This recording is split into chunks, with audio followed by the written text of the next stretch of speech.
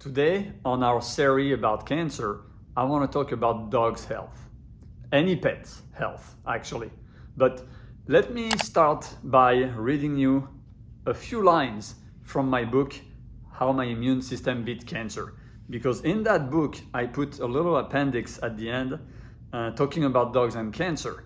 And it's a little alarming. Okay, here it goes.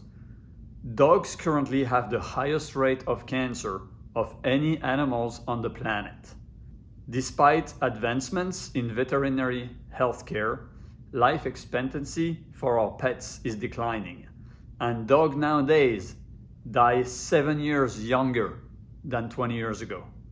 And diet is one of the leading causes.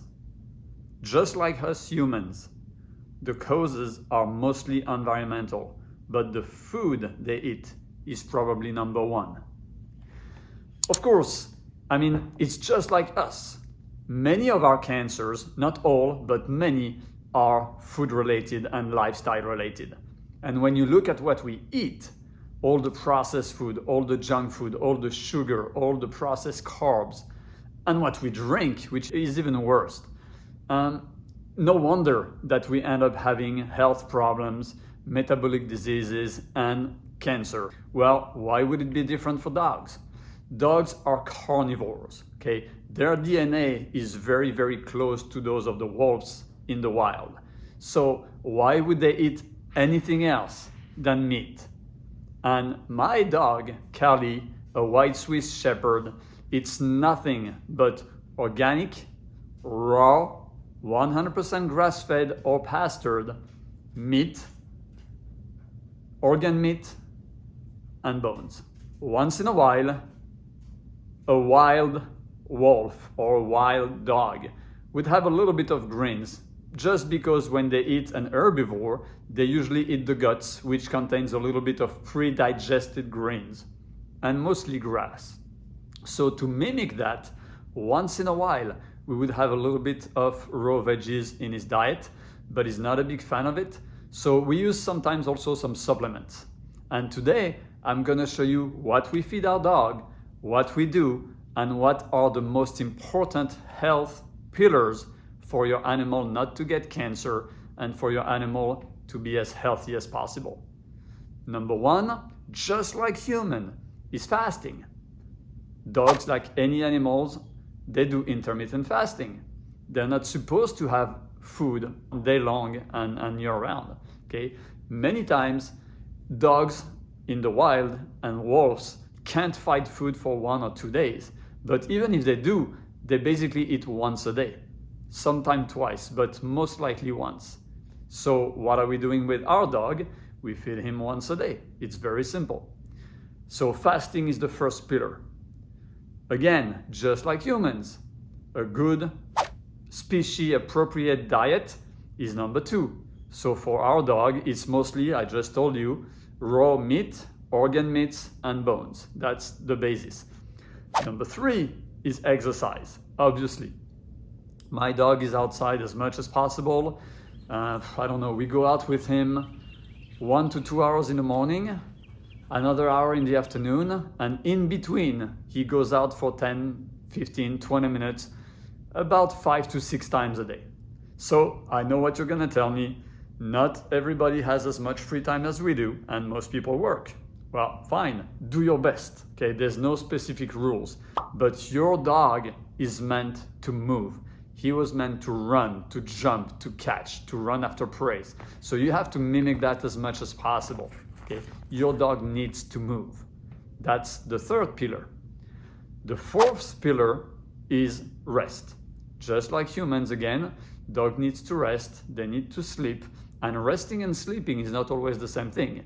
They need to have time for themselves, where you don't solicitate them, when you don't make them work, you don't make them think, where they just can eventually digest what they've learned. And the fifth pillar of health for dog, in my point of view, is intellectual challenge. The more you're gonna challenge your dog, the more you're gonna make him work, the better he's gonna feel, the smarter he's gonna become. Dogs are pack animals, and most of them are followers in the pack. Therefore, they need someone to follow. they need to have an alpha. And if you take that role of the alpha and your dog knows that he can count on your protection, he's gonna become your best friend. But dogs need that structure. It's also very, very important. Okay, so next, very simple, let's go in the kitchen and we're gonna show you exactly what we feed Callie and how it works.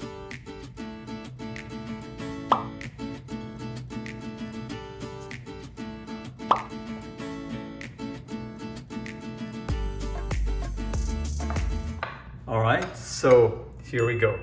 Here we have some ground beef, raw, of course, with some ground organs.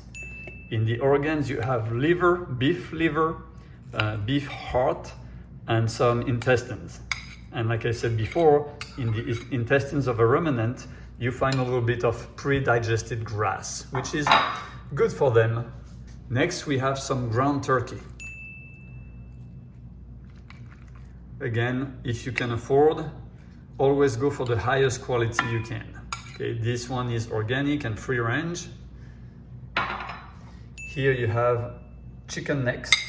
So sometimes it has plain full bones and sometimes necks. And as far as supplements, here we have salmon oil for the omega-3s, excellent for his health and his hair. We have a little bit of garlic here. He doesn't really like the raw garlic, so we buy garlic powder. 1 scoop. And this is for the worms to make sure he stays free of them, and also for ticks and fleas. And fleas. Thank you, Lila. And we put a little bit of spirulina. Okay. Actually crush, so it's easier to digest. And the chicken neck are actually his favorite, so. And one thing that is great with raw food is it really helps the dog to be in tune with his own instinct, especially food instinct. So the dog never eats too much, he never eats too little, he never rushes eating, and basically he's not a barbarian with his food. Our dog, you can give him the food. If he's hungry, he's gonna eat everything. If he's not so hungry, he's gonna eat half of it. If he's not hungry at all, sometimes he won't touch it and will only eat his food the next day.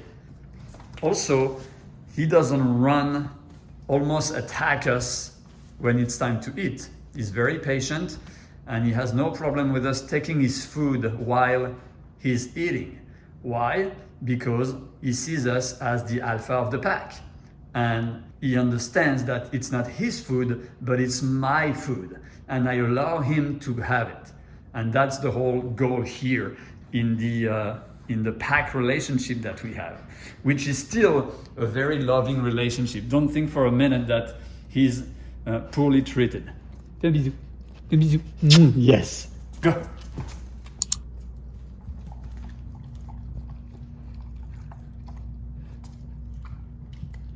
And you see, as much as he loves it, I can stop him from eating and he will just wait patiently. Go. All right, guys, that's it for today.